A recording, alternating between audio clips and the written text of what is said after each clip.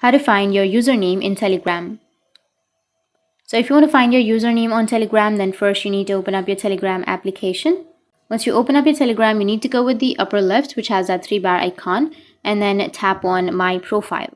Once you tap on My Profile, then here you will have all of the information. So as you can see that this is my username, which is right here, or you may also have a different kind of ID or a different name like @ and something something. That might be your username, but you will have your username right here on your profile. So you can go with the top right, which has that 3 dots, and if you go with the edit info, then here you will have your username. Or there is also another way. You can go with the search, which is on the top right, and then you can search for raw data bot.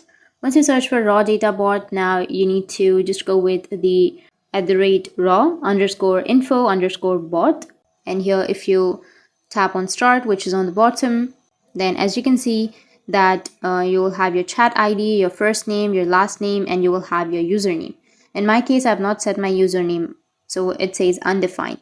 But if you have your username, then you will have the username right here. It will give you the information. So that's it, and if you have any questions, feel free to comment below. Thanks for watching.